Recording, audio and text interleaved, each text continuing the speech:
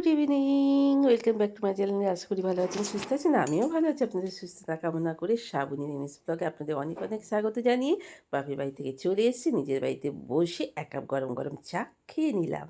আমরা মেয়েরা তো সংসার গুছিয়ে রেখে সবার জন্য সব রকম ব্যবস্থা করে দিয়ে বাপের বাড়ি যাই। বাপের বাড়িতে গিয়ে আনন্দ, মস্তি, মজা সব কিছু ওখানে গিয়ে হয়। সব কিছুর সুখ দুঃখের ভার সব কিছু ওখানে গিয়ে করা, সব কিছু আনন্দর মধ্যে এনজয় করি। কিন্তু বাপের বাড়ি থেকে ফিরে আসার পর পরিস্থিতিটা কেমন হয়? আপনাদের সংসারে হয়? কার কার বাড়িতে হয়? দেখুন আপনারা পরিস্থিতিটা একবার দেখুন। দেখুন আমি সরে যাচ্ছি, দেখুন কি অবস্থা, একবার শুধু একবার দেখুন পরিস্থিতিটা। মশারিও তোলেনি, খাওয়ার সময় হয় না, রান্না করারও সময় হয় না, সব এখন নাকি অর্ডারে হচ্ছে। কিন্তু বাড়িতে কারুর স্ত্রী কারুর মা থাকলে সেটা কিন্তু কখনোই করতে দেবে না। কারণ একটা স্ত্রী একটা মাই পারে তার সংসারের পরিপূর্ণ ভার নিতে। সে চায় না তার স্বামী হোটেলের খাবার খাক, সন্তান অর্ডার করে খাক। কারণ তাদের শরীরের প্রতি যত্ন, তাদের সব কিছু কেয়ারিং তো আমরাই নিই। আমরাই সংসারের সব দায়িত্ব বহন করে, ওই যে বলেছিলাম না, এক সুতোয় বেঁধে রাখি, সুন্দরভাবে সংসারটাকে সাজিয়ে গুছিয়ে রাখি। তাতে তাদের যতই কষ্ট হোক না, চোখের জল হাতে মুছে নিয়ে, পায়ের ব্যথা বুকে বেঁধে নিয়ে চলি আমরা এইভাবেই। তো চলুন বাইরের দিকটাও একবার আপনাদের দেখাই। এই দেখুন বাইরের অবস্থা। বাবিটা অনেক রাত্রিরে বাড়ি ফিরে সত্যি সত্যিই করার হয়তো পরিস্থিতি থাকে না, জানি না। সংসার যখন করবে তখন কিভাবে কি করবে আমি বুঝতে পারি না। এখন থেকেই আমার কিরম যেন হয় বুকের ভেতরটা। তবে যারা কাজ করছেন, বাইরে জব করেন, তারা তো নিশ্চয়ই করেন। তো এখানে কাচাকুচিও কাচার সময় হয়নি, যেহেতু মা এসে করবে বলে। তো এখানে জড়ো করা আছে, তো বাথরুমে কিছু জড়ো করা আছে। আর এই ঘরে চলে এলাম। এবার এই ঘরের পরিস্থিতিটা দেখুন। এই ঘরে এইরকম পরিস্থিতি দেখছেন, কি পরিস্থিতি ঘর দুয়ারে। বাবা, ওখানে দেখুন শোকেসের ওপরে কি রাখা রয়েছে। গাছগুলো রোদে একটু বেরোয়নি, গাছ এখানেই আছে। তো চলুন, এই পরিস্থিতি সব ঘরে দুয়ারে হয়ে আছে। তো এই দুটো গাছকে সেই বড় ইয়েটা থেকে সরিয়ে এখানে রাখা হচ্ছে। আমি ভীষণই খুশি হয়েছি। এখানে একটা রাখা আছে আর এখানে একটা রাখা আছে। এই টবগুলো, যে টবগুলো আপনাদের দেখিয়েছিলাম। তো চলুন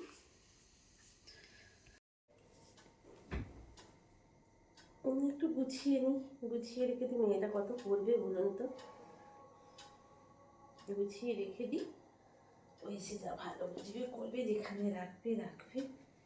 যে জিনিসপত্র, যাচ্ছবাবুর বেশ কিছু হাত কাটা জামা গেঞ্জিগুলো বাইরে পড়ে আছে। শীত পড়ে গেল কিন্তু গরমে জামা কাপড় এখনও ঢুকলো না, বাইরেই ধুলো খাচ্ছিল।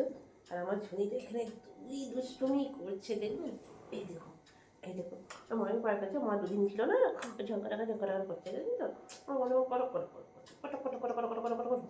এই দেখুন আমার ঝানো, বুঝেছেন? আপনারা দেখেছেন আমার ঝানো ঝানো ঝানো ঝানো ঝানো, একটু ঝানো ঝানো, একটু ঝানো ঝানো, একটু ঝানো ঝানো, ঝানো, একটু চেয়ারে বসিয়ে দিলাম। কিছুদিন গুছিয়ে নিই ঝপঝপ করে। আর এই শীতকালে যেন জামা কাপড়ের শেষ থাকে না। যেমন বিছানা তুলতে বিরক্ত, আর এই জামা কাপড় গুছোতে বিরক্ত। বাপরে বাপ, ওহ, কত যে শীতের পোশাক, কত যে শীতের পোশাক। প্রত্যেকের বাড়িতে বলুন বন্ধুরা, এই শীতের পোশাক গুছোতে গুছোতে আর কাচতে কাচতে যেন একটা ধিৎকারপূর্ণ জীবন, জানেন। তো চলুন যতগুলো পারি গুছিয়ে রাখি, শীতের পোশাকগুলো আলাদা রাখি আর জামা কাপড়গুলো আলাদা রাখি। আপনারা দেখতে থাকুন। চলুন ঘরের একটু গুছিয়ে নিয়ে চলে এলাম একটু চিকেন রান্না করতে। 3 দিন ধরে আজকে বাড়িতে ছিলাম না, তো কালকে রাত্রে দুটো ভাত ছিল, সেটাকে গরম করে রেখে দিলাম। নষ্ট করব না, খেয়ে নেব। শীতের ভাত তো, অসুবিধা কিছু হবে না। আর কালকে বাবি জিজ্ঞাসা করেছিল ফোন করে, কী রান্না করবো মা? আমি বলেছিলাম মারে একটু মুসুরির ডাল দিয়ে ডিম দিয়ে কর। তা খানিকটা রয়ে গেছে, ওটা আজকে খাওয়া হবে না। মশলা করে নিয়েছি, চিকেন পরিষ্কার করে ধুয়ে নিয়েছি এবং কড়াইয়ে তেল জিরে কাঁচা তেজপাতা, পেঁয়াজ সব ফোড়ন দিয়ে আলুগুলোও দিয়ে নিয়েছি। এবার সঙ্গে, সঙ্গে একটু চা পড়েছিল একটু মুছিয়ে নিই। এটা আমার একটা হ্যাবিট জানেন তো? এটা শিখেছি মায়ের কাছ থেকে, মা-বাবার কাছ থেকেই তো সন্তানরা শেখে। শেখার কোনো কিন্তু শিক্ষা শেষ নেই। সেটা বয়স্ক মা-বাবাই হোক, যাই হোক সন্ধ্যেবেলা একটা অগ্নিকাণ্ড হয়ে যেত। এই পাইপটা পুরো ফেটে গিয়েছিল, ফেটে গিয়ে গ্যাস বেরোচ্ছিল আর পিনটাও খুলে বেরিয়ে গিয়েছিল মোছামুছি করতে গিয়ে। যাই হোক ওটা নতুন আনা হলো সঙ্গে, সঙ্গে সন্ধ্যের সময় দিয়ে আবার লাগানো হয়ে গেল। আর এদিকে আমার চিকেনটা কষাতে দিয়ে দিয়েছি, সবই রেডি হয়ে গেছে। মশলা থেকে আরম্ভ করে সবই। পেঁয়াজটা একটু ভালো করে ভেজে নিই, ভেজে টেজে নিয়ে তারপরে চিকেনটাকে ভালো করে একটু কষিয়ে করে নেব। তো কয়েকদিন ধরে মেয়েটার তারপরে বাচ্চুবাবুর ঠিকমতো খাওয়া দাওয়া হয়নি। চিকেনটা হতে আছে আর আমি সেই সঙ্গে আটাটা ঝপ করে মেখে নিলাম। মেখে নিয়ে রুটিগুলো বেলে নিচ্ছি। একদিকে রুটিটা করে নেবো, একপাশে চিকেনটা হোক। ভাতটা তো গরম করে নিয়েছি। তো চলুন রুটিটাকে আগে আমি করে নিই। গরম, গরম রুটি একবারে হটপটে ভরে ফেলি। সব এলেই খেতে দিয়ে দেবো গরম, গরম। আর ঘড়িতে এখন বাজে প্রায় 8:45 নাগাদ। তো চলুন রুটিগুলোকে আগে করে ফেলি ঝপঝপ করে। ও ভাবি দুজনেই বলেছিল, "মা রুটি দিয়ে খাবো তো।" তাই জন্য চিকেন কষা করো না। আজকে চিকেনের একটু লাল, লাল ঝোল, ঝোল করো। তো আমি লাল, লাল ঝাল, ঝাল ঝোল, ঝোল এটা করেছি। তো আমার চিকেন কমপ্লিট হয়ে গেছে। এটা ফাইনাল লুক চিকেনের। এবার নামিয়ে দেবো। রুটিটা ওদিকে হয়ে গেছে। ডিস্ট্রিবিউট পর্ব শুরু করে দিয়েছি। কারণ বাবি এসে গেছে, গরম জল করে রেখে দিয়েছিলাম। তো ওর হাত মুখ ধোয়া হয়ে গেছে। বাচ্চুবাবু এসে গেছে। আমার ঝুনিটা ওখানে রুটি খাচ্ছে। ওর খুব খিদে পেয়েছে। শাক নেই যেহেতু বাড়িতে এসে দেখলাম। তো যাই হোক, তো চলুন আমার ভাতের হাঁড়ি নিয়ে বসে পড়েছি। এখানে সবাইকে দিয়ে দিয়েছি। ওই দেখুন আমার ভাতগুলো এবার আমি থালায় বেড়ে নেব। বেড়ে নিয়ে এইবার খাইয়া দাইয়া শুইতে চলে যাব। বেশ ঠান্ডা, ঠান্ডা ওয়েদার। শেষ করে গ্যাস ফ্যাস মুছে রেখে দিই। কাল যেহেতু স্যাটারডে চলে এলাম। চুলটা নড়ানড়ি হয়। বাচ্চাবাবু ওদিকে মশারি টাঙিয়ে ফেলে দিয়েছে। আর এদিকে আমি চুলটা একটুখানি বিনুনি করে নিচ্ছি। বিনুনি না করলে চুলটা বড্ডই সত্যি নড়ানড়ি হয়। চুলটা বেঁধে রাখলে বেশ ভালো লাগে।